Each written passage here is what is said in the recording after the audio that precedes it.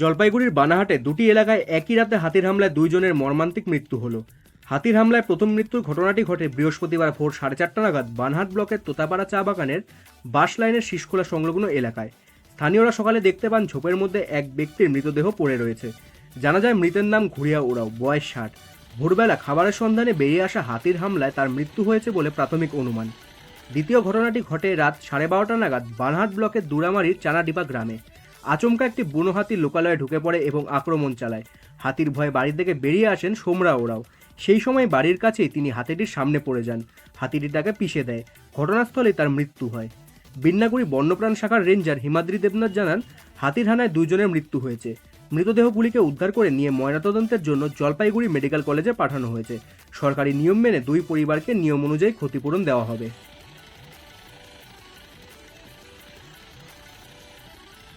রাতে দুটো পৃথক ঘটনায়, একটা কাল রাত্রি, একটা রাত্রে সকাল ভোরবেলা। তো ঘটনায় দু জায়গাতে হাতির হানায় লোক মারা গেছে। একটা তোতাপাড়া বাগানে আজকে ভোরবেলা তো ভদ্রলোক ওই প্রাতকৃত্য করতে যায় চা বাগানের জঙ্গলে। ওই সময় হাতির আক্রমণ হয়, তৎক্ষণাৎ ওখানে মারা যায়। আরেকজন লোক তিনি চানাডিপা, উত্তর চানাডিপাতে, ওখানে ওই হাতির হাত ওখানে মারা যায়। আমরা দুটো ডেড বডিকে নিয়ে সেই পিএমের জন্য আপাতত হসপিটালে রাখা হয়েছে। ময়নাতদন্তের জন্য আমরা জলপাইগুড়ি পাঠাবো।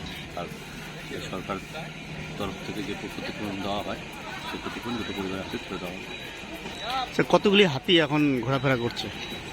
অ্যাকচুয়ালি আমাদের এখানে মরাঘাটের জঙ্গলে, মরাঘাট রেঞ্জের জঙ্গলে তোতাপাড়া, কুটিমারি, সোনাখালী, গোসাইঘাটি 4টা জঙ্গল মিলিয়ে হাতির একটা বড় হাতির দলই আছে যারা এখানে রেগুলার বেরোচ্ছে। আর এই হাতির দলকে নিয়ে আমরা খুবই চিন্তিত।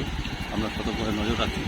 লোকজনকে আপনাদের মাধ্যমে আমরা অনুরোধ করছি যে তারা যেন সাবধানে থাকে, রাত্রিবেলা করে একা একা যেন চলাচল না করে, সবসময় গ্রুপে থাকে।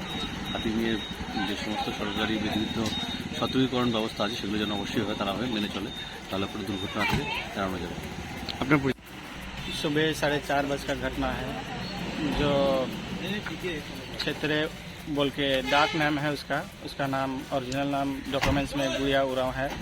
उसको सुबह सुबह लिटरिंग के लिए गया था, जो हम लोग का बांसबाड़ी से उधर थोड़ा खाली जगह पड़ता है, उधर गया। वहाँ हाथी को देखने नहीं पाया और हाथी अटैक करके उसको डेथ कर दिया।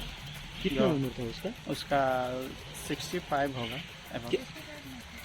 क्या दिन ब दिन हाथी आता है? दिन ब दिन आते रहता है हम लोग का, और ये 3 वर्ष सबसे अटैक होता है। ऐसा मैं चाहता हूँ फॉरेस्ट डिपार्टमेंट ये सबको बढ़िया से ध्यान दे और लोगों को सपोर्ट करे। उसका घर में कौन कौन है? उसका घर में बीवी है, उसका लड़का है, उसका बहू है। लड़का तो अभी बाहर है केरल में, अभी आने का बात है। अभी देखता है कितना टाइम लगता है उसका।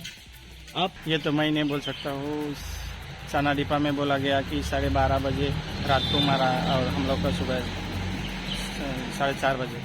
ये तो मैं बोल नहीं सकता। एक ही एरिया में पड़ता है ये?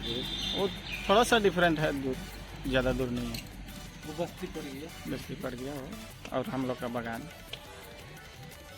आपका नाम परिचय? मेरा नाम राजेंद्र उरांव, तोतापाड़ा पंचायत 15-25 मेंबर।